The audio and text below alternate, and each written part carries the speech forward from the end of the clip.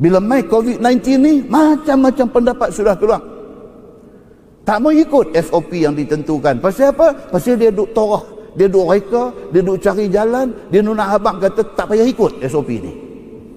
Tuan-tuan, katalah kita tak ikut. Kita buat macam biasa, sembahyang semua rapat-rapat. Katalah buat macam tu. Katalah ia menjadi sebab kepada satu masjid ataupun 50% daripada orang yang ada ni kena COVID-19 ni. Bukan sahaja kebodohan kita menyebabkan benda ni jadi lagu tu, bahkan dia membawa fitnah kepada agama. Muslimin dan muslimat yang dirahmati Allah sekalian, cerita suruh patuh SOP ni bukan cerita yang diputuskan oleh mufti-mufti Malaysia sahaja.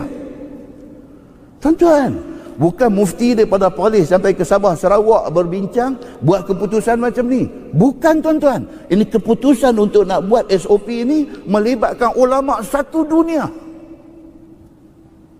Alim besar Syekh Al-Azhar di Universiti Al-Azhar pun kata macam ni.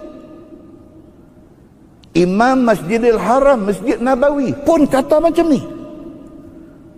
Ulama besar di Qatar, Dr. Yusuf Al-Qaradawi pun kata macam ni. Ini bukan soal Illuminati. Ini bukan soal agenda Yahudi. Tetapi ini diputuskan oleh orang-orang yang alim agama. Mereka buat keputusan macam ni. Semua sependapat suruh ikut SOP ni. Mereka bukan suka-suka kata buat macam tu, buat macam ni. Tetapi semua benda ni telah dibincangkan. Dan sebelum mereka buat keputusan, pihak-pihak yang berwibawa dah brief mereka dah. Saintis yang duduk dalam makmal, duduk buat kajian tentang virus, sudah bagi briefing dekat mereka. Doktor-doktor pakar yang terlibat dalam bidang-bidang ni secara langsung dah pergi bagi briefing dekat mereka. Hasil daripada semua benda ni mereka garapkan dan mereka buat keputusan SOP ni mesti dibuat. Pasal apa? Pasal COVID-19 ni cara katanya apa? Dia mesti diputuskan rantaian dia. Putus rantaian ni maksud dia apa? Kita jadi bagi dia tak ada peluang untuk nak pergi ke orang lain. Kita putuskan benda tu. Muslimin dan muslimat yang dirahmati Allah sekalian, demikianlah benda yang berlaku sebenarnya. Syarah hadis yang kita baca tadi, hadis yang sahabat kena batu, luka, balut, kemudian dia mimpi ni, syarah dia, dalam syarah dia kata apa? Ja'al Islam muyassiran wala mu'assiran yahfazu arwahan nas. Itu dalam syarah. Dia kata maksud hadis tu apa dia? Dia nak beritahu kata Islam ni mai nak bawa kesenangan dan kemudahan, bukan nak bawa kesusahan dan kepayahan. Islam main ni untuk kebaikan kita. Yahfazu arwahan nas, nak menjaga. Islam ni nak menjaga nyawa manusia yang ada ni. Muslimin dan muslimat yang dirahmati Allah sekalian.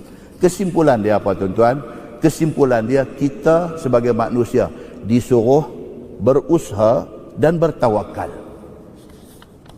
Usaha apa dia? SOP ni usahalah. Ini usaha kita. Selebihnya kita serah kepada Allah. Tuan-tuan, hadis riwayat daripada Anas bin Malik radhiyallahu anhu. Dia kata qala rajul ya Rasulullah a'qiluha au atawakkal au utliquha wa atawakkal. Qala Nabi sallallahu alaihi wasallam i'qilha wa tawakkal. Hadis hasan riwayat Imam At-Tirmizi. Satu orang sahabat Nabi, dia main masjid nak semayang. Dia main naik unta. Zaman Nabi. Dia main, dia tengok Nabi tu ada. Dia kata dekat Nabi. Dia kata, ya Rasulullah, nak tanya. Ni saya main dengan unta, kenderaan saya unta. Saya main nak semayang ni. Baik, unta saya ni, saya nak kena pergi tambat dia, baru saya naik semayang ke? Ataupun saya pakai tinggal dia lagu tu ya, saya naik semayang. Mana saya nak buat? Saya main masjid ni, saya nak semayang. Saya main masjid, takkan Tuhan tak boleh jaga unta saya? Ini saya nak main semayang ni, saya nak jaga segala sunnah Nabi, suruh sah rapat-rapat semua ni.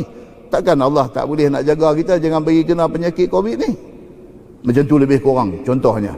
Sahabat ni mai dengan unta, dia kata dekat Nabi, lah ni macam mana saya nak tambat, lepas tu baru saya naik sembahyang, ataupun saya tinggal macam tu saja, saya pergi sembahyang pakai Tuhan jaga dia, macam mana? Nabi SAW kata, i'qilha, Nabi kata tambat, naik sembahyang, tawakal kepada Allah. Maksud dia apa? Islam walaupun nak main buat kerja ibadat, usaha hang kena ada, usaha hang kena ada. Muslimin dan muslimat yang dirahmati Allah sekalian, kaedah dalam agama ada banyak. Di antaranya Nabi kata apa? La darar wa la dirar. Dalam kaedah fiqh kita duk mengaji, la darar wa la dirar. Maksud dia apa? Kita pun jangan cari penyakit, kita jangan jadi punca orang kena penyakit. Itu kaedah yang Nabi bagi tahu. Saddu zara'i', di antara kaedah fiqh dia kata apa? Saddu zara'i'. Islam ni dia nak tutup semua punca-punca nak jadi kerosakan. Kaedah fiqh kata apa? Al-wiqayah khairun min al-ilaj. Dia kata protection is better than cure. Kita protect benda ni daripada merebak, lebih baik daripada biar merebak pergi duk ubat leceh. Semua benda ni ulama-ulama besar dalam dunia dah bincang, dah duduk, dah dengar briefing daripada berbagai-bagai pihak. Maka akhirnya keluar keputusan yang kita semua duk ikut pada hari ini. Muslimin dan muslimat yang dirahmati Allah sekalian, setelah kita jaga semua benda ni, tiba-tiba kena juga COVID-19 dekat kita. Na'udzubillahi min zalik. Kita dah jaga dah, habis punya jaga dah, tiba-tiba kena juga benda ni dekat kita. Allah kata apa dalam Quran, dalam surah At-Taubah ayat 51, Tuhan kata, qul lan yusibana illa ma kataballahu lana. Katakanlah Muhammad dekat depa ni, tidak akan kena apa-apa musibah dekat kita, melainkan benda tu Allah dah tulis dah kita akan kena. Itu tak boleh buat apa. Tapi setelah kita jaga semua, tiba-tiba kena juga. Rupanya sudah tertulis kita nak kena. Dalam pada duk jaga tu, ada sekali dua kali kita tercuai, masa tu kena. Muslimin dan muslimat yang dirahmati Allah sekalian, kesimpulan kita nak abang apa dia? Kesimpulan satu, musibah COVID-19 ini benar-benar ada di dalam masyarakat kita. Kita doa mudah-mudahan Allah selamatkan kita. Satu, memang ada benda ni. Kita minta Allah selamatkan kita daripada musibah ini. Kesimpulan kedua, daripada terpedaya dengan macam-macam teori yang kita dengar pada hari ini, minta Allah Subhanahu wa taala bagi satu fahaman yang jelas kepada kita. Kita duduk dengar macam-macam.